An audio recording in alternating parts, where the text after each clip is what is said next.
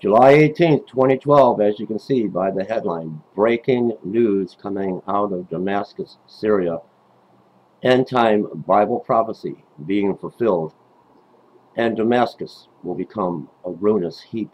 Defense minister and relative of Syrian president killed in suicide blast as fighting intensifies around Damascus. July 18th, 2012, Syria. And as we are studying Bible prophecy tells us Damascus will become a ruinous heap. President Bashar al-Assad's brother-in-law and the country's defense minister were killed in a massive bombing in central Damascus on Wednesday. Syrian state media said. State television said Mr. Sakat and Defense Minister Major General Dawood Rishha, who is a Christian, were killed in an attack against the so-called National Security Building in the capital's Wada Square, while they and other senior security and defense leaders were meeting inside. Mr. Shawkat is Deputy Defense Minister and one of the most powerful figures in Mr. Assad's security apparatus. It's added that there were other serious injuries among those who were at the meeting, but didn't give further details. The killings come as rebel forces have moved reinforcements into the Syrian capital, battling with government forces and bringing the fighting closer to Mr. Assad's seat of power.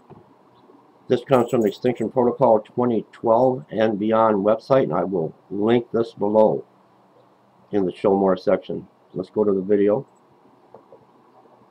To have very high-level access here, and it seems strange that an external group, even something like the Al-Nusra Front, could have had that access.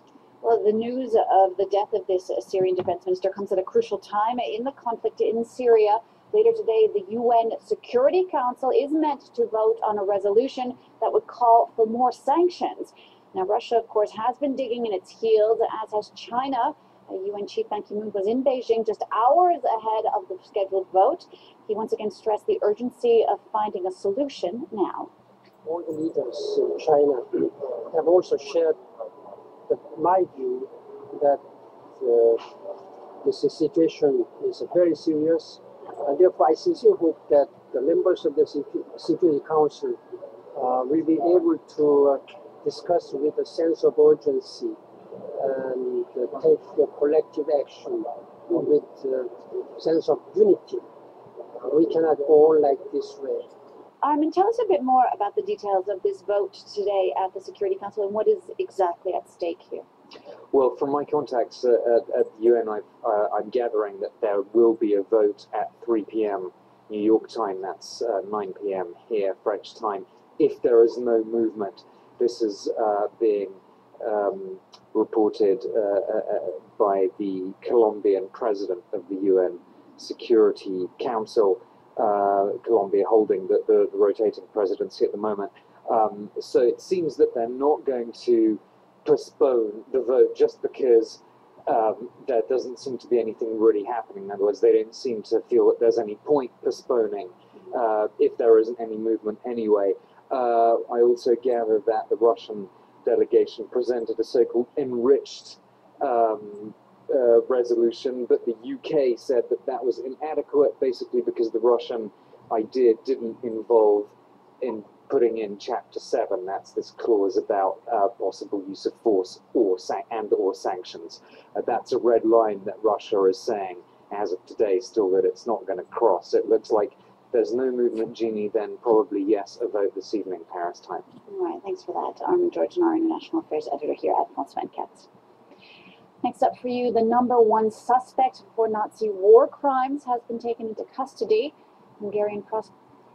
Now, continuing on with what is taking place in Damascus, Syria. Fires reported at security barracks overlooking presidential palace in Damascus. That's coming out of the BBC. And there is a video here I want to play. Rebel approaches break Damascus peace. Sporadic battles in capital as the tensions raise. Syrian opposition fighters have taken their battle to the neighborhoods of Damascus, with reports that the city has witnessed explosions and intense daylight shootouts. Martin Milifanochina is in the capital.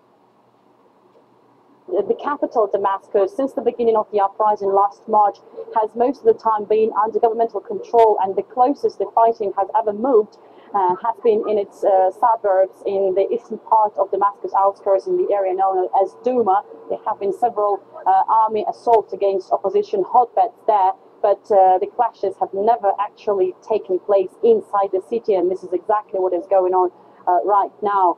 The Free Syrian Army has claimed this is the last and decisive battle for the capital. So they consider it very, very important. Activists and residents have described what's going on in Damascus as the most intense, the heaviest violence since the beginning of the uprising last March. And the opposition groups have also been reporting that the army has been using mortars and even armed vehicles and helicopters, and has been shelling the areas where the rebels are. This information is very hard to be verified. I only can confirm that yes, we are hearing shootings here and there in different parts of the city. From time to time we see smoke coming from different, again, parts of Damascus.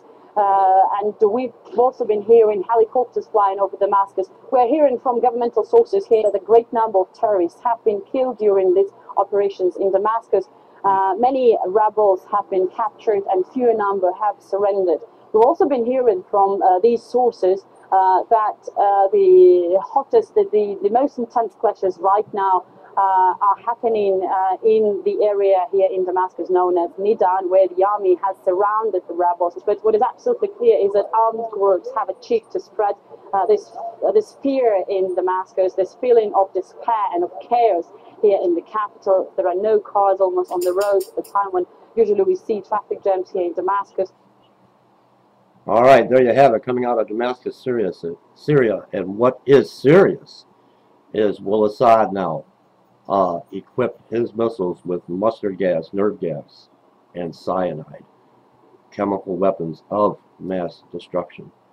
The fall of Damascus, and Damascus, according to Bible prophecy, will become a ruinous heap. Bible prophecy 2012. Leave me comments.